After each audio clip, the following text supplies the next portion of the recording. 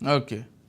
ఇంకో విషయం ఏంటంటే వ్యతిరేకత కూడా మోదీకి అదే స్థాయిలో ఉంది కొన్ని విషయాల్లో. ఇప్పుడు ఆర్టికల్ 370కి సంబంధించి, లేకపోతే నోట్ల రద్దు టైంలో, రాఫెల్ యుద్ధ విమానాల కుంభకోణం, ఇవన్నీ అంటే వ్యతిరేకత కూడా అంతే లెవెల్లో ఉన్నప్పటికీ కూడా ఇటు సోషల్ మీడియాలో ఎప్పుడూ కూడా ఆయన ఫాలోవర్స్ తగ్గినటువంటి క్రమం లేదు. ఎప్పుడూ గ్రాడ్యువల్గా పెరుగుతూనే వస్తున్నారు. సో దీనికి దీని వెనుక ఏముంది అంటే? ఒకటండి, యాక్చువల్లీ వ్యతిరేకత అనేది ప్రతి దాంట్లో కూడా, ఉదాహరణకి నేను తెల్లారు లేసి చేసే ప్రతి పనిని కూడా మనం చేసేది మనం కరెక్ట్ అనుకుంటాము, కానీ మనల్ని మెచ్చుకునే వాళ్ళు ఒక 10 మంది ఉంటే గనక విమర్శించే వాళ్ళు 10 మంది ఉంటారు. సో నైజాల యొక్క మార్పు, చూసే దృష్టి మార్పు అనేది సమాజంలో కామన్. ఒక 100 మందిలో 50 మంది అటు 50 మంది ఇటు ఉండటం అనేది సహజ సిద్ధం. సో దాన్ని దృష్టిలో పెట్టుకొని వ్యతిరేకత ఉందే అని చెప్పేసి అనుకుంటే కనుక, మరి అలాంటప్పుడు కొన్ని విషయాలు అనుకూలత కూడా ఉందని కూడా ఒప్పుకోవాలి కదా. అంతే కదా, అనుకూలత అయితే చాలా విషయాల్లో ఉంది కదా. సో అది అనేది, సో అనుకూలత అనేది ఉన్నంత కాలం వ్యతిరేకత పెద్దగా పనిచేయదు. పూర్తిగా వ్యతిరేకత ఉంటే కనుక ఏం జరిగిందో మొన్న ఆంధ్రప్రదేశ్ ఎలక్షన్ సెషన్ లో చూస్తున్నాం. పూర్తిగా వ్యతిరేకత అనేది ఎక్యుమిలేట్ అయితే గనక చాలా దారుణంగా పరాజయం పాలవుతారన్నది ఆంధ్రప్రదేశ్ ఎగ్జాంపుల్ అయితే కనుక, ఎంత వ్యతిరేకత, ఏ వ్యతిరేకత ఉన్నా కూడా సంథింగ్ ఉన్న వాళ్ళకంటే ఇతను బెటర్ అని చెప్పేసి అనుకున్నప్పుడు, సో మెజారిటీ తగ్గినా కూడా ఈ రోజు మోడీకి సపోర్ట్ చేయడం అనేది మనం సెంట్రల్ గవర్నమెంట్ విషయంలో చూడొచ్చు. అంటే వ్యతిరేకత గురించి పెద్ద పట్టించుకోవాల్సిన పని లేదు కొన్ని బోల్డ్ నిర్ణయాల విషయంలో. ఉదాహరణకు రామ జన్మభూమి ఉంది అనుకోండి, ఎన్నో సంవత్సరాల పాటు కొనసాగుతూ వచ్చిన సమస్య, ఏళ్ల పాటు కొనసాగుతూ వచ్చిన సమస్య, ఎలాంటి అవాంఛనీయ సంఘటనలు జరగకుండా అప్పటికప్పుడు సాల్వ్ చేయడం అయితే కనుక ఖచ్చితంగా ఇంకొక లీటర్ వల్ల అయితే కాదు. చూస్తున్నానంటే సెంటిమెంట్ పేర్లు చెప్పేసో, అల్లర్లు జరుగుతాయని చెప్పేసో, ముందస్తుగా భయపడిపోయేసో, రకరకాలకు వచ్చేటప్పటికే ఆ వాయిదాలు వేసేసి రకరకాల కోర్టులకి వెళ్ళేసి ఇలా జాప్యం జరుగుతూ ఉండేది.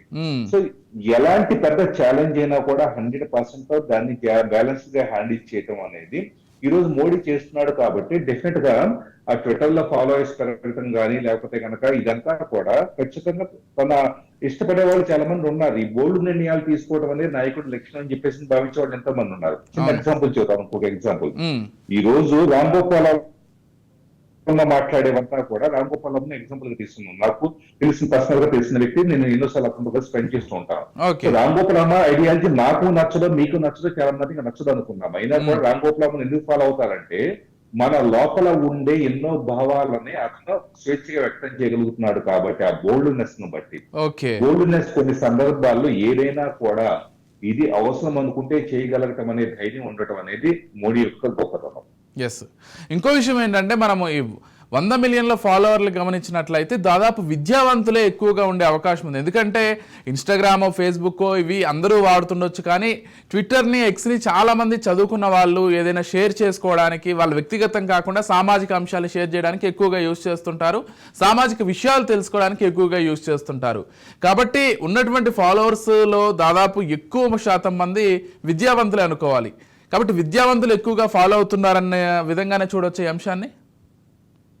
ఖచ్చితంగా చూడొచ్చు. ఇక్కడ ఏం జరిగిందంటే, వాస్తవంగా 2014 తర్వాత అసలు సోషల్ మీడియాను ఎలా ఎఫెక్టివ్ గా వాడుకోవాలన్న దాని మీద బీజేపీ, మోడీ చేసిన ప్రయోగాలు కానీ, లేకపోతే పెట్టినంత శ్రద్ధ ఇంకెవరు పెట్టలేదని చెప్పుకోవాలి. ఎందుకంటే సహజంగా ఒక గ్రామీణ ప్రాంతం, ఒక ఆంధ్రప్రదేశ్, తెలంగాణలో ఒక గ్రామీణ ప్రాంతానికి వెళ్దాం.